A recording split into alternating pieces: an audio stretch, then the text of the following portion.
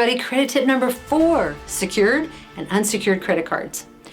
One of the ways to increase your credit score and or build credit is to get a prepaid credit card or a secured credit card. So how this works is that you make a prepaid deposit, say $300 to $500 in advance, and then you get the secured card. Now, because this card is prepaid, the card almost has guaranteed approval. And then every month, you're gonna be charged $10 or $20, and you just pay it off every month, like an unsecured credit card. So like an unsecured credit card, a secured credit card company reports to the major credit bureaus. And I have seen this increase a potential home buyer's credit by over 30 points in just 1 month. Sometimes it does take longer, but I always tell my clients to get one immediately. You do want to make sure that the prepaid credit card company reports to the 3 major credit bureaus. Now, if you don't have the money to make a security deposit, consider an unsecured credit card. An unsecured credit card, it's based on your credit worthiness. So you want to make sure that you research each credit card to really see what fits you best. There are a lot of different ones out there, right?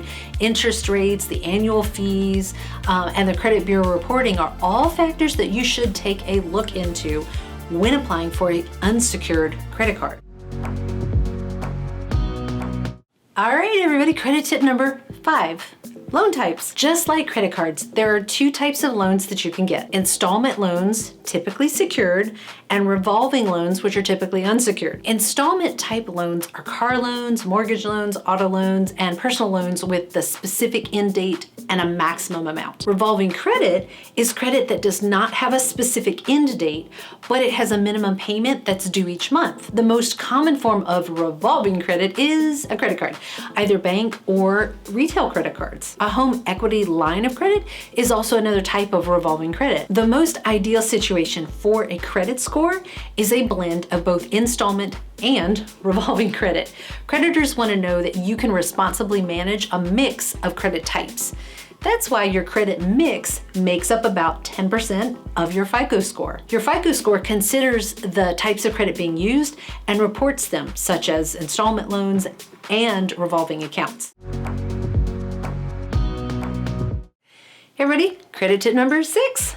Capacity of credit. Once you've begun to establish or maintain good credit, it's very important to be aware of how much of your available credit that you're using. You're going to want to keep this amount low. As a rule, you'll want the percentage of your available credit that you use to be under 30% of what is allowed. This applies not only to your overall credit, but, and this is important, it applies to each individual card or line of credit. For example, if you have a credit card limit of say $10,000 on a credit card, you only want to use 30% of the capacity of that card, meaning you would only want to use say $3,000 worth of credit, keep it under the 30%, leaving $7,000 available credit that is unused. This works to scale, meaning if your card has a $5,000 limit, you'll want to limit the balance to a maximum of $1,500, which is 30%. Here's the tip.